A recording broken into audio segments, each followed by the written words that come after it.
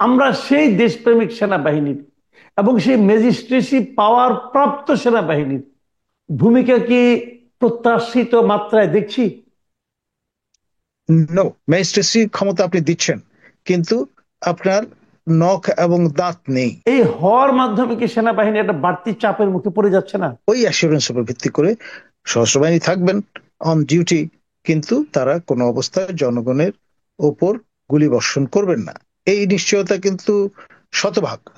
কলিমুল্লাহ ভাই, আপনাকে স্বাগত জানাচ্ছি আমাদের অনুষ্ঠানে। প্রিয় ধন্যবাদ দর্শক, আপনাকে। আমরা কেন আজকে কলিমুল্লাহ স্যারকে আনলাম এটা আপনারা হয়তো একটু পরেই মানে বুঝতে পারবেন ঠিক কোন প্রসঙ্গে, যে প্রসঙ্গে উনি মোটামুটি আমার কাছে মনে হয়েছে এক্সপার্ট, অথরিটিও বলতে পারেন। তো সেই আলোচনাটা করতে চাই। গত কদিন ধরে জনাব কলিমুল্লাহ, আপনি নিশ্চয়ই আমার চেয়েও ভালো জানেন যে গত কদিন ধরে একটা বিষয় কিন্তু আলোচনা হচ্ছে।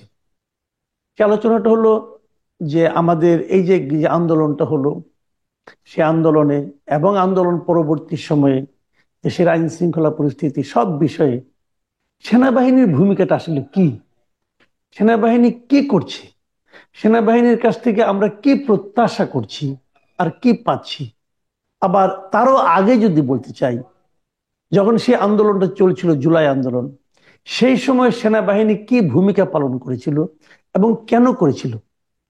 এই আলোচনাটা আসলো এই কারণে, যে নতুন করে আসলো এই কারণে যে আপনি শুনেছেন জাতিসংঘের যে ভালকার টুর্ক, উনি কিছু কথা বলেছেন যে ওনারা যে বিভিন্ন দেশে রাষ্ট্র ক্ষমতা যারা আছে অথবা জনগণের পক্ষে ওনারা যে ভূমিকা রাখতে পারেন তার উদাহরণ দিতে, যে উনি একটা সাক্ষাৎকারে বলেছেন যে বাংলাদেশের সেই জুলাই বিপ্লবের সময় যাতে সেনাবাহিনী সাধারণ মানুষের উপর গুলি না করে অথবা কোনো ভূমিকা না নেতিবাচক ভূমিকা না রাখে, তার জন্য ওনারা সেনাবাহিনীকে সাবধান করে দিয়েছিলেন এবং জাতিসংঘ নিরাপত্তা রক্ষী বাহিনীতে ওরকম কিছু করলে পরে তাদেরকে নেওয়া হবে না, এই কথাটা বলেছিলেন। তো প্রথমত কথা হলো, এই ধরনের কথা ওনারা বলতে পারেন কিনা, বললে কাকে বলেছেন, এটা তো একটা প্রশ্ন আছে। কিন্তু প্রশ্নটা হলো যে এটা নিয়ে তো একটা মানে দ্বিধার তৈরি হলো এবং একটা প্রশ্নের জন্ম নিল যখন নাকি সেনাবাহিনীর পক্ষ থেকে বিবৃতি দিয়ে বলা হলো যে তারা এ ধরনের কোনো বিষয়ের সঙ্গে তার ব্যাপারে তারা অবগত নয়। তো এই যে বিষয়টা, তাহলে ভুল বলল কে, অথবা অসত্য বলল কে, অথবা অসত্য বলে থাকলে কেন বলল, কোন প্রেক্ষিতে বলল, সেনাবাহিনীর পক্ষে কি অন্য কোনো ধরনের বিবৃতি দেওয়া সম্ভব ছিল কিনা, এই সামগ্রিক বিষয় নিয়ে আমি সবগুলি প্রশ্ন একসঙ্গেই করলাম। আমি আপনার কাছ থেকে ডিটেল, আপনি যা বুঝেন অথবা আমাদের যা বোঝাতে চান সেটা আমরা একটু শুনতে চাই। ধন্যবাদ। দেখুন, ভলকার তুর্ক যে বক্তব্যটি রেখেছেন, তিনি খোলামেলা বক্তব্য রেখেছেন। আর আমাদের আইএসপিআর এর পক্ষ থেকে যে বিবৃতি এবং ব্যাখ্যাটি দেওয়া হয়েছে, সেটাও কিন্তু খোলামেলা ভাবেই প্রকাশ করা হয়েছে। এবং পূর্ণাঙ্গ ক্যানভাসটা দুটো মেলালে পাওয়া যাবে। খেয়াল করে দেখেন, আমাদের আইএসপিআর এর যে বিবৃতি, সেখানে আহ, এড়িয়ে যাওয়া হয়েছে একটা বিষয়। সেটি হচ্ছে, মানে, বলা হয়েছে যে ভলকার তুর্ক মহোদয় যে বক্তব্যটি রেখেছেন, সেইটি, যে ইঙ্গিতটা করেছেন তিনি, সেই কমিউনিকেশনটা সরাসরি সেনাবাহিনীকে করা হয়নি।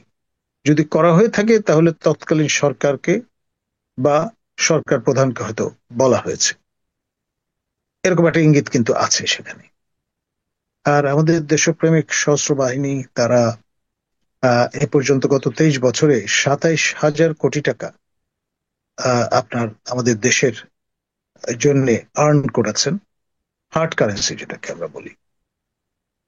আমি নিজে জাতিসংঘ সদর দপ্তরে গিয়ে নিজেকে খুব উঁচু মানুষ মনে হয়েছে যখন দেখলাম আপনার বিশাল প্রমাণ সাইজের ছবি আমাদের সশস্ত্র বাহিনীর সদস্যরা মাইন সুইপিং যে করছেন, সেটার দেয়াল গাত্রে ঝোলানো আছে। তো এটি হ্যাজার্ডাস একটা কাজ, জীবনের ঝুঁকি আছে। কিন্তু ঝুঁকিপূর্ণ কাজটা কিন্তু কৃতিত্বের সঙ্গে আমাদের বাংলাদেশি দেশপ্রেমিক সেনাবাহিনীর, সশস্ত্র বাহিনীর সদস্যরা বিভিন্ন দেশে করেছেন। তো একটা বিষয় হচ্ছে যে হার্ড কারেন্সি আর্নার একটা ভূমিকা আছে তাদের। এবং সেই কারণে এবং এটার আবার একটা সমবন্টন আছে, মানে এক অর্থে একেবারে প্রাইভেট সোলজার থেকে শুরু করে 3 স্টার জেনারেল পর্যন্ত এটার আপনার সুফল পেয়ে থাকেন। ফর এক্সাম্পল, আমার যিনি কমান্ডেন্ট ছিলেন মিলিটারি একাডেমিতে, লেফটেন্যান্ট জেনারেল হাফিজ, তিনি কোর দে ভোয়াতে ফোর্সেস কমান্ডার হিসেবে কাজ করেছেন। তিনি আবার ন্যাশনাল ডিফেন্স কলেজে আমার তত্ত্বাবধানে 1 বছর আপনার আইআরপি যে আহ, অভিনিবেশ সহকারে অনুশীলন করতে হয় সেটি সম্পাদন করেছেন, এবং বর্তমানে উপদেষ্টার মর্যাদায় তিনি আমাদের মাননীয় প্রধান উপদেষ্টার দপ্তরে কিন্তু মোতায়েন আছেন। তো এই যে উদাহরণগুলো, সেগুলো রীতিমতো আমাদের সবার জন্য দৃষ্টান্ত বলা যেতে পারে, সাকসেস স্টোরি বা গুড এক্সাম্পল।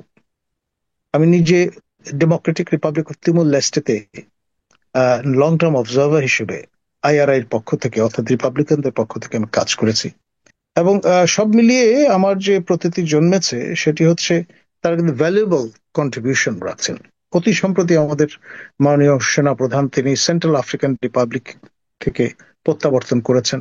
আমাদের যে কন্টিনজেন্ট গুলো কাজ করছে সেগুলোর কার্যক্রম পরিদর্শন করতে গিয়েছিলেন, এবং সামগ্রিকভাবে আমাদের একটা খরগোশের মতো কান কিন্তু খাড়া থাকে আমাদের শান্তিরক্ষীরা কে কোথায় কেমন করছেন। আর এই বিষয়ে কোন রকমের ঝুঁকি নিতে আমরা কিন্তু নারাজ, কারণ হচ্ছে এটা পেশাদারিত্বের সঙ্গে সম্পর্কিত একটা বিষয়। তার পাশাপাশি আপনার পার্ট অফ মিলিটারি ডিপ্লোম্যাসি। আপনার বিভিন্ন দেশে, যেমন সিয়েরা লিওনের মতো দেশে আপনার আমাদের শান্তিরক্ষীরা কাজ করেছেন, এবং সেখানকার যিনি রাষ্ট্রপ্রধান ছিলেন ডক্টর আহমেদ কাবা, তার সঙ্গে আমার কাজ করার সৌভাগ্য হয়েছে, এবং তিনি ভূয়সী প্রশংসা করেছেন আমাদের যারা সেখানে কাজ করেছেন। এমন হয়েছে যে তারা বাংলাকে দ্বিতীয় রাষ্ট্রভাষার মর্যাদা দিয়েছেন। তো এই যে অ্যাচিভমেন্ট গুলো, সেগুলো কোনোভাবেই খাটো করে দেখবার সুযোগ নেই। তো সেখানে আপনার ভলকার মহোদয় যা কিছু বলেছেন তিনি নিজ দায়িত্বে বলেছেন, এবং আমার ধারণা সত্যি কথাই বলেছেন। আবার একই সঙ্গে আমাদের সশস্ত্র বাহিনীর পক্ষ তার মানে থেকে আপনি আপনি আপনি আপনি তাহলে বলতে চাচ্ছেন যে এই কাজগুলো না করলে শান্তিরক্ষা করলে পর শান্তিরক্ষা বাহিনীতে বাংলাদেশের সেনাবাহিনীকে নাও নেওয়া হতে পারে, এটা সেনাবাহিনীর জন্য একটা বড় ধরনের চাপ, আপনি এটা বলতে চাচ্ছেন? আমি যেটা বলতে চাচ্ছি যে এটি হচ্ছে পেশাদারিত্বের প্রশ্ন। আমাদের জনগণের করের টাকায় সেনাবাহিনী মাসের শেষে পেচেক পেয়ে থাকেন, এবং যাবতীয় ওয়ার টয়েস সেগুলো কিন্তু আমাদের জনগণের করের টাকাই সংগ্রহ করা হয়। সুতরাং আমাদের সেনাবাহিনীকে আমরা সবসময় দেশপ্রেমিক সেনাবাহিনী বা সশস্ত্র বাহিনী বলতে পছন্দ করি, ভালোবাসি।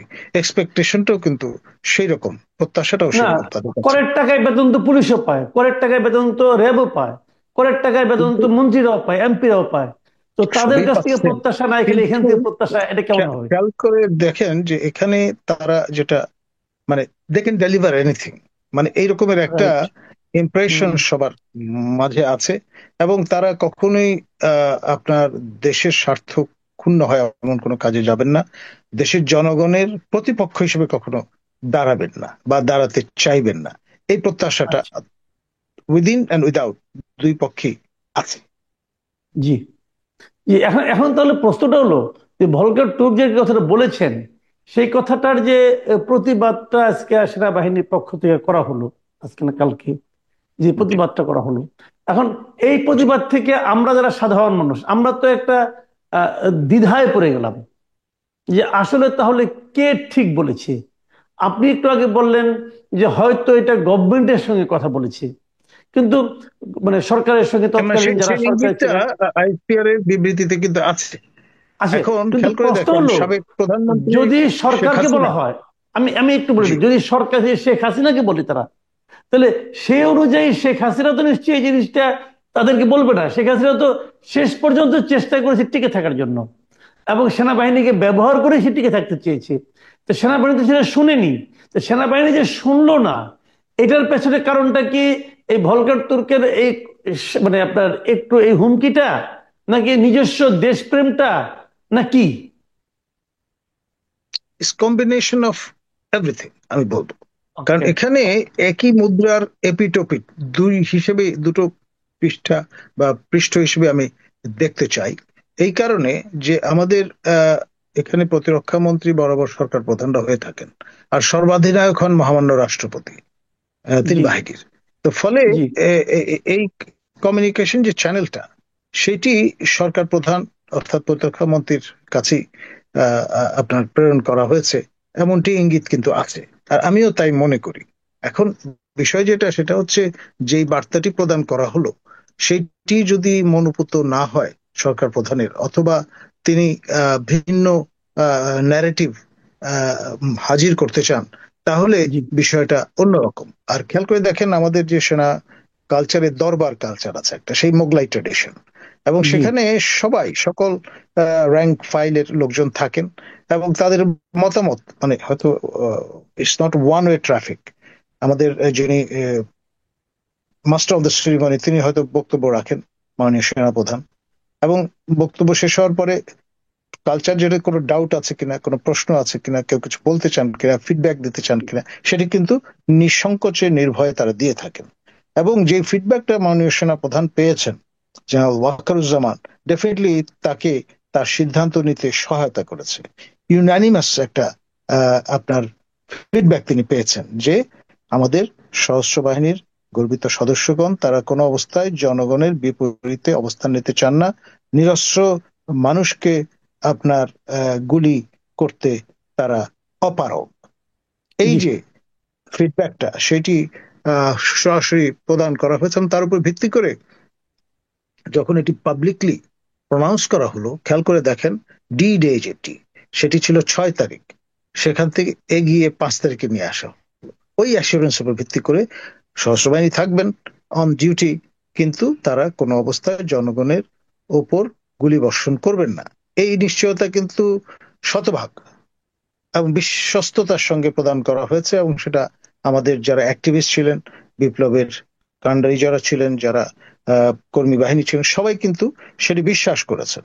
এবং বিশ্বাস করার কারণেই আপনার ওই এতটা এতটা দৃঢ়মূল ছিল এই বিশ্বাসটা, যে জন্য 6 তারিখ থেকে 5 তারিখে এগিয়ে নিয়ে আসা হয়েছে। তারা জি কিন্তু সময় ক্ষেপণ করতে চাননি। জি বুঝতে পেরেছি। কিন্তু এখন প্রশ্নটা হলো যে যে সেনাবাহিনী দেশের প্রয়োজনে, জাতির প্রয়োজনে, আপনি বললেন যে সরকার প্রধান সাধারণত সেনাবাহিনীর প্রতিরক্ষা মন্ত্রণালয়ের দায়িত্বে থাকেন, কাজে সেইভাবে উনি যেমন নির্বাহী এখন প্রধান ডক্টর থাকেন। ইউনূস আছেন। জি, সেই নির্বাহী প্রধানের কথাও তারা মানলেন না দেশ ও জাতির প্রয়োজনে, তাই তো ছিল ব্যাপারটা। তাহলে এবং এটা এখন এটা এমন নয় যে প্রথমবার মতো এটি ঘটলো।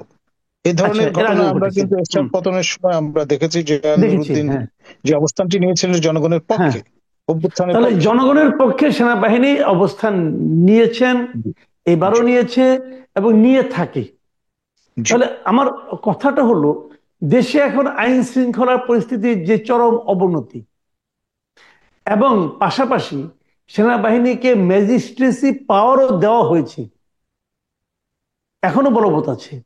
তাহলে এই মানে আপনার আইন শৃঙ্খলা পরিস্থিতির অবনতি থেকে একে উন্নতি ঘটানোর জন্য আমরা সেই দেশপ্রেমিক সেনাবাহিনীর এবং সেই ম্যাজিস্ট্রেসি পাওয়ার প্রাপ্ত সেনাবাহিনীর ভূমিকা কি প্রত্যাশিত মাত্রায় দেখছি? নো, একেবারে খোলামেলা বললে বিষয়টা, যেটাকে আমরা এমফ্যাটিক ইয়েস বলি, তার ঠিক উল্টোটা, নো। এবং এটা কেন এটা কেন হচ্ছে? হচ্ছে? যারা তস্কর শ্রেণীর মানুষ, যারা কোট আনকোট ডেভিল, তারা আপনার খুব ভালো করে জানে, তাদের জন্য এটা গ্যারান্টিড মেসেজ যে সেনাবাহিনী গুলি বর্ষণ করবে না। এবং নতুন করে নিজের নির্দেশনা দেয়া আছে, সেটি হচ্ছে অতিরিক্ত বল প্রয়োগ করবে না, ন্যূনতম বল প্রয়োগ করবে। এখন ধরুন আমার সঙ্গে আহ স্বয়ংক্রিয় অস্ত্র আছে, আমি ব্র্যান্ডাইজ করছি, সেটা দেখাও যাচ্ছে, কিন্তু যারা ফোয়েজ বা যারা অপোনেন্ট, বেলিজারেন্ট, তারা খুব ভালো করে জানেন আমি এটি ব্যবহার করব না। আমার রুলস অফ এঙ্গেজমেন্টে বলা আছে যে এটি ব্যবহার করা হবে না। এটা পরিষ্কার। যেই বিষয়টি গণমুখী ছিল চিন্তাটা, আপনার এই জুলাই, অগাস্ট বিশেষ করে অগাস্টের প্রথম সপ্তাহে, সেটি এখন কিন্তু টার্গেট অডিয়েন্স পাল্টে গেছে, আপনার রুলস অফ এঙ্গেজমেন্ট ডিফারেন্ট। এই সময়টা রিভিউ করাটা দরকার। তা না হলে এই পুরো বিষয়টাই ফার্সিক্যাল বলে মনে হবে। ম্যাজিস্ট্রেসি ক্ষমতা আপনি দিচ্ছেন, কিন্তু আপনার নখ এবং দাঁত নেই। সুতরাং সেই রকম একটা কাগজে বাঘের ভূমিকায় আপনাকে রত থাকতে হবে, এবং সেটা দিনে দিনে প্রশ্নবিদ্ধ করে তুলবে এই অবস্থানটিকে। আর দায় অবশ্যই সরকার প্রধান এবং যারা সরকারে আছেন তাদের। আপনার আপনি সশস্ত্র এমনিতে বাহিনীকে দায়ী করব না।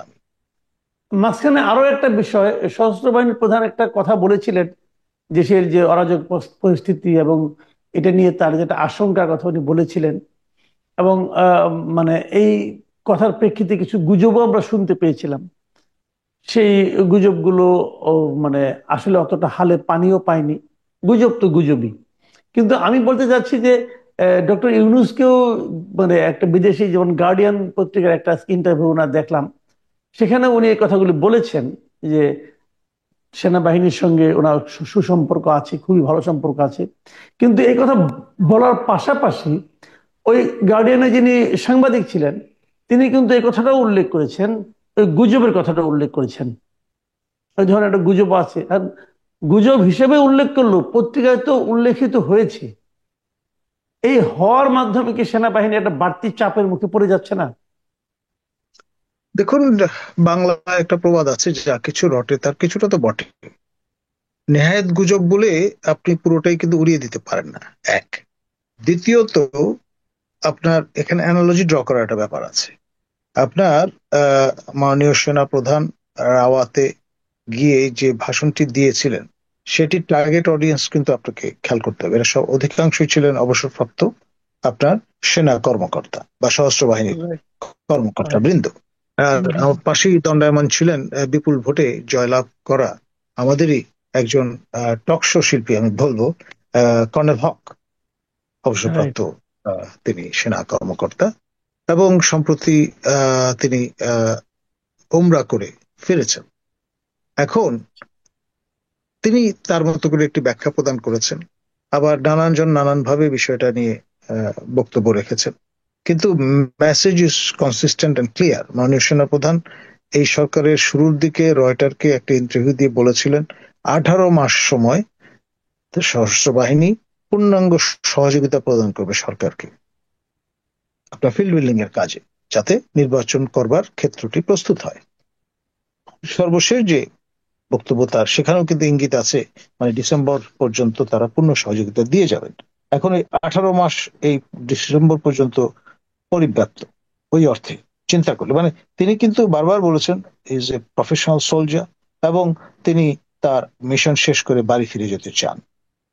মানে এটি কনসিস্টেন্টলি তিনি বলছেন। কখনোই তিনি বলেননি যে আমি ক্ষমতা নিতে চাই বা কোনো অজুহাত তৈরি করে আপনার এই দেশের শাসনভার আমি নিজের হাতে নিতে চাই, এটি কিন্তু কখনোই তিনি বলেননি এবং বলতে চাননি।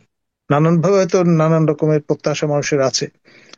কেউ কেউ স্লোগান তুলেছেন সেনাবাহিনীর সরকার বারবার দরকার, কোট অ্যান্ড কোট, কিন্তু সেটি যাই হোক তাকে অ্যামিউজ করেনি।